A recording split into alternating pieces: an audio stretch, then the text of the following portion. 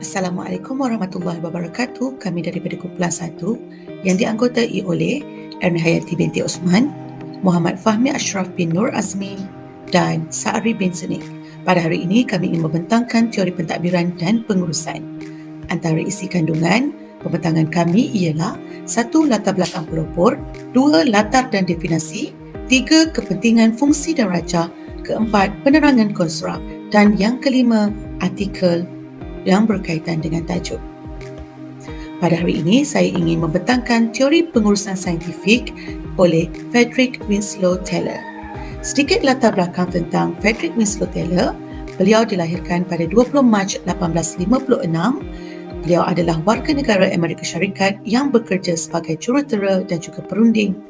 Beliau dikenali sebagai bapa pengurusan saintifik ataupun Fathers of Efficiency Movement dan Fathers of Scientific Management. Seterusnya, definisi pengurusan saintifik. Teori pengurusan saintifik adalah menganalisis dan mensintesis aliran kerja. Objektif utama pengurusan ini adalah meningkatkan kecekapan ekonomi, terutamanya produktiviti buruh. Kepentingan pengurusan saintifik pada 1856 hingga 1915 adalah matlamat utamanya ingin menambah baik kecekapan ekonomi dan daya pengeluaran buruh. Yang kedua, ia merupakan satu cubaan terawal yang menggunakan sains kepada kejuruteraan proses kepada pengurusan. Dan yang ketiga, proses saintifik ini kadang-kadang dikenali sebagai Taylorism, iaitu sempena nama pengasasnya Frederick Winslow Taylor. Seterusnya kita pergi kepada kandungan pengurusan. Setiap aktiviti perlu didasarkan oleh sains untuk menggantikan pendapat ataupun peraturan-peraturan yang tiada asas. Malah, pekerja perlu dilatih dengan teliti dan kaedah sains digunakan untuk melatih dan membangunkan pekerja-pekerja yang sudah dipilih. Ketiga, pihak pengurusan perlu bekerjasama dan bekerja supaya aktiviti yang dilakukan berpadukan kaedah sains yang telah dibangunkan. Dan seterusnya, pihak pengurusan perlu lebih bertanggungjawab ke atas aktiviti yang dilakukan oleh pekerja kerana sebelum ini tanggungjawab itu hanya dipikul oleh pekerja sahaja. Untuk makluman semua, Frederick Taylor melaksanakan satu kajian pengurusan saintifik. Beliau menamakan kajian tersebut sebagai Time and Motion Study. Apa yang digunakan ialah yang menggunakan kajian yang menggunakan penyodok yang berlainan untuk tujuan mengangkat arang batu dan biji besi. Hasil daripada kajian itu telah meningkatkan hasil pengeluaran kilang tersebut. Seterusnya kita pergi kepada prinsip asas pengurusan saintifik. Prinsip asas ini boleh dibahagikan kepada 4. Yang pertama adalah penentuan pergerakan, kedua, pengkhususan kerja, ketiga, pemilihan dan pengambilan kaki tangan, dan yang keempat, insentif upah. Mari kita pergi lebih dalam lagi. Okey, apa yang dimaksudkan dengan penentuan pergerakan? Penentuan pergerakan ini adalah membina kaedah saintifik dengan menentukan pergerakan dan perjalanan kerja yang dilaksanakan supaya ia menjadi lebih efisien. Maksudnya, kerja dapat disiapkan dengan lebih cepat dan peratusan dan kadar yang lebih tinggi. Prinsip yang kedua pula ialah pengkhususan kerja. Frederick Taylor telah memikirkan tentang pentingnya setiap pakar setiap bahagian. Contohnya, kita memerlukan ketua atau mandor yang bertanggungjawab di dalam bahagian perbaikan mesin. Malah, ia juga perlu melantik di setiap bahagian-bahagian pengurusan yang lain. Dengan cara yang demikian, pekerja dapat memahirkan diri dalam bidang yang dikhususkan. Seterusnya, yang ketiga, perancangan dan penjadualan yang rapi. Perancangan dan penjadualan yang rapi membuat melaksanakan aktiviti organisasi perlu memastikan penggunaan sumber manusia dan bahan pada tempat dan masa yang sesuai. Dan yang keempat, pemilihan dan pengambilan kaki tangan yang rapi. Frederick Taylor ni percaya bahawa pemilihan dan pengambilan kaki tangan perlu dibuat dengan teliti untuk melaksanakan tugas yang dikehendaki. Dan yang kelima, insentif upah. Program upah yang diadakan bertujuan untuk membayar upah mengikut jenis kerja yang dibuat. Ini bermakna program upah ini menyediakan kadar upah mengikut jenis kerja, malah ia juga memberi bonus dan skim perangsang untuk pekerjanya menyiapkan kerja yang lebih awal daripada jangka masa yang ditetapkan. Kaedah insentif upah ini telah memberikan impak yang negatif kerana mereka menganggap pekerja ini adalah seperti mesin dan hanya dipengaruhi oleh wang sahaja. Seterusnya, kita pergi kepada Rajah Telescientific Management seperti yang saya bincangkan sebentar tadi. Untuk maklumat lebih lanjut, mari kita saksikan video pengurusan saintifik.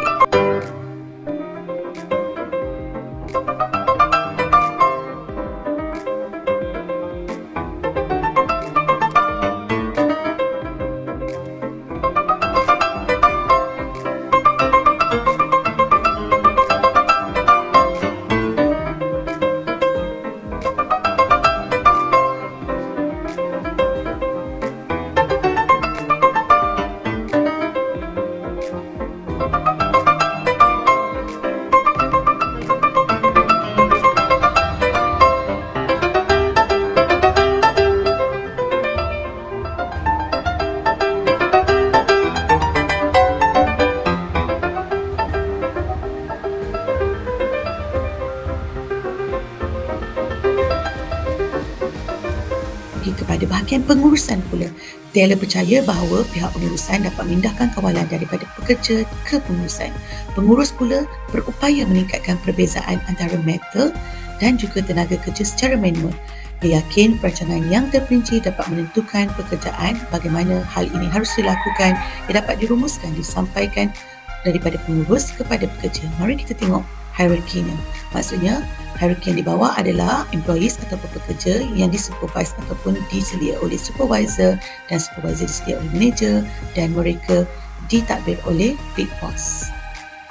Ini adalah satu artikel teori pengurusan saintifik, tajuknya adalah Labor of the Taylor Society, Scientific Management and a Proactive Approach to Increase Diversity of Effective Problem Solving. Dalam kajian ini, mereka membincangkan tentang prinsip-prinsip yang dilaksanakan dalam pengurusan saintifik yang kini banyak memberi manfaat sehingga hari ini ia masih lagi diguna pakai di dalam sistem pengurusan dan dijadikan rujukan. Sekian, terima kasih. Assalamualaikum dan selamat petang. Saya Muhammad Fahmi Ashraf bin Muhammad Nur Azmi, P113218. Saya akan teruskan dengan teori pengurusan klasik Henry Fayot. Teori ini dipelopori oleh Henry Fayot, seorang jurutera pelombongan di Perancis. Beliau juga digelar sebagai Father of Management Theory. Fayot dianggap sebagai pelopor teori pentadbiran dan penyumbang pendekatan teori organisasi klasikal yang paling terkemuka. Selain itu, Fayot juga merupakan individu pertama yang membincangkan pengurusan sebagai suatu proses yang mempunyai fungsi yang perlu dilakukan oleh semua. Pada tahun 1949, buku tulisan beliau telah dialih bahasa ke dalam bahasa Inggeris. Fayot juga telah memperkenalkan dua ciri utama. Yang pertama, elemen pengurusan, dan yang kedua, prinsip pengurusan. Secara asasnya, teori pengurusan klasik adalah model yang memberi tumpuan kepada struktur organisasi dan fungsi mereka untuk mencapai produktiviti yang lebih besar. Fayot juga telah menggariskan bahawa pentadbiran adalah keseluruhan dan sekumpulan proses, manakala organisasi adalah salah satu bahagian yang bersifat statik dan terhad serta merujuk kepada struktur dan bentuk. Terdapat 5 elemen pengurusan dalam teori ini. Yang pertama ialah perancangan, kedua, arahan, ketiga, kawalan, keempat, penyusunan, manakala yang kelima ialah koordinasi. Selain itu, terdapat juga 14 prinsip pengurusan dalam Henry Fayot. Yang pertama, pembahagian kerja. Yang kedua, autoriti. Yang ketiga, disiplin. Yang keempat, mematuhi arahan. Yang kelima, bersatu terima arahan. Yang keenam, kepentingan. Yang ketujuh, imbuhan. Yang kelapan, pemusatan. Yang kesembilan, rantai pemerintahan. Yang kesepuluh, perintah. Ke-11, equity. 12, kestabilan dan kematangan. Ke-13, inisiatif. Dan yang terakhir, keharmonian. Prinsip pertama ialah pembahagian kerja. Pembahagian kerja penting kerana akan meningkatkan produktiviti kerana pekerja akan menjalankan tugas yang khusus sahaja. Kedua, autoriti. FIRE mentafsirkan autoriti sebagai hak dan kuasa untuk seseorang itu menurut arahan. Prinsip yang ketiga ialah disiplin. Asas disiplin ialah menurut arahan dan prosedur yang telah ditetapkan oleh sesebuah organisasi. Prinsip yang keempat ialah mematuhi arahan. FIRE percaya bahawa seseorang pekerja mesti menerima arahan daripada seorang ketua sahaja. Ini bagi mengelakkan berlakunya masalah ketika menjalankan tugas. Seterusnya, bersatu menerima arahan. Kesemua pekerja dalam sesebuah organisasi seharusnya menerima arahan yang sama dan bergerak seiring serta fokus dengan matlamat yang ingin dicapai. Prinsip yang seterusnya ialah kepentingan individu. Antara cabaran yang paling besar dalam pengurusan syarikat adalah masalah kepentingan individu dan kepentingan umum. Kepentingan organisasi hendaklah menjadi keutamaan pekerja. Imbuhan. Pekerja mestilah dibayar dengan imbuhan yang sewajarnya sejajar dengan perkhidmatannya.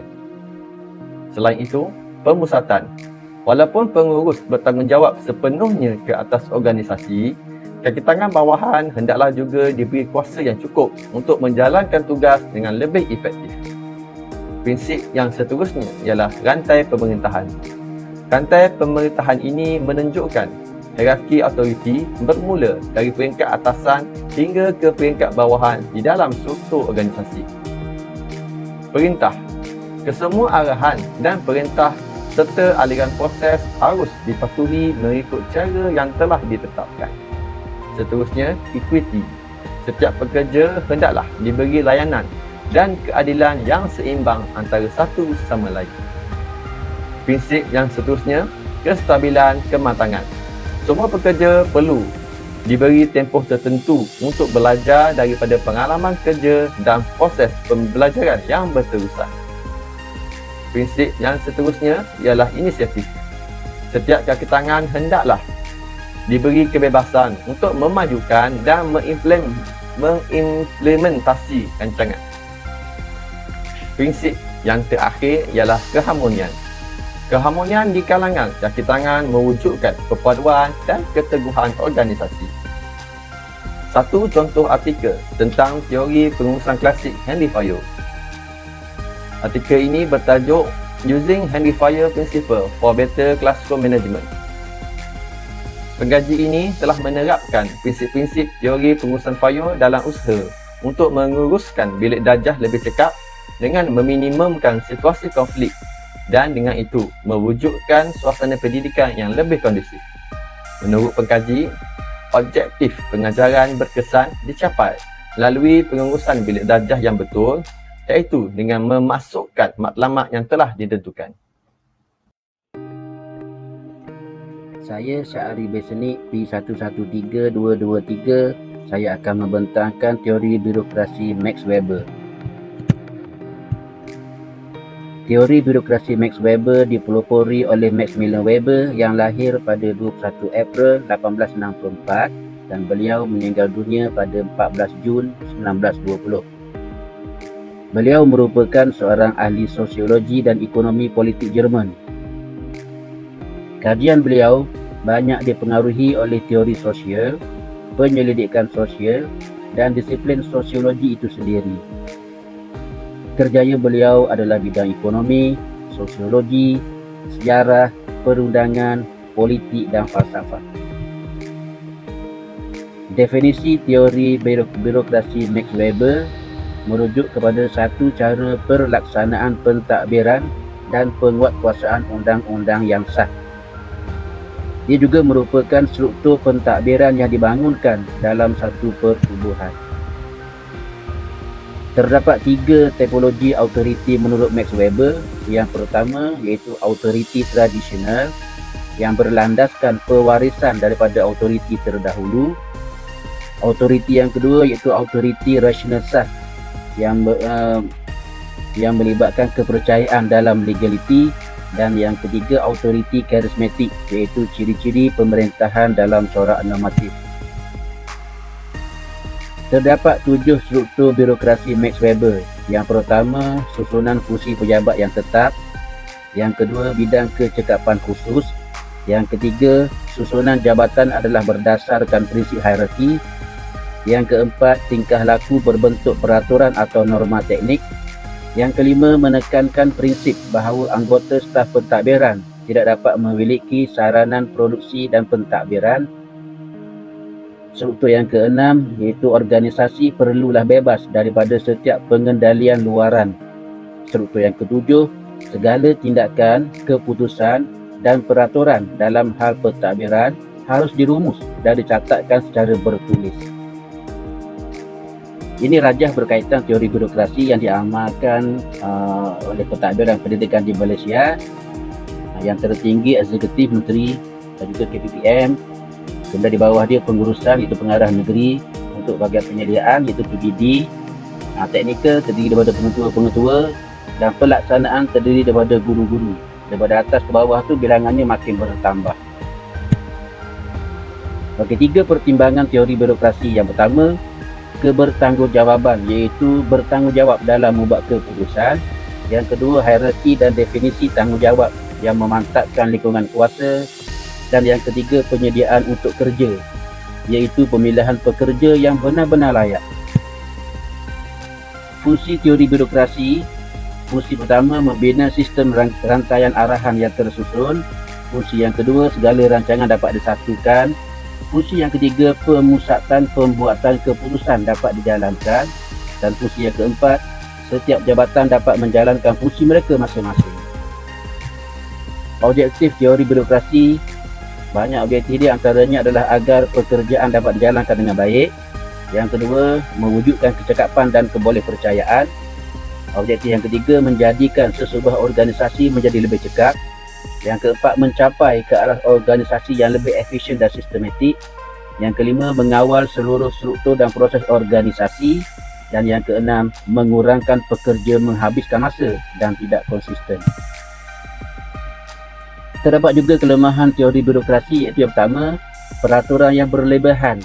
Yang berlebihan sehingga menyukarkan proses dokumentasi, ia akan menyebabkan kelewatan. Kelemahan yang kedua, pengurusan berbentuk pemusatan kuasa atau oligarki, iaitu autoriti terletak di dalam tangan satu golongan kecil. Yang ketiga, timbulnya ketidakcekapan terlatih, iaitu yang merujuk kepada pekerja yang hanya berfokus kepada minat mereka dalam menjalankan pekerjaan. Dan yang keempat, kurang mengambil kira faktor manusia. Kelebihan teori birokrasi yang dapat disimpulkan, pertama, berkemampuan untuk mencapai kecekapan atau efisien. Yang kedua, pekerja dapat melaksanakan tugas bahagian mereka dengan baik dan profesional. Yang ketiga, menekankan kepada rasionaliti, kebolehan untuk diramal, tidak dipengaruhi oleh perasaan dan kecekapan teknikal. Kelebihan yang keempat, setiap pekerja dilayan dan diperlakukan secara sama rata.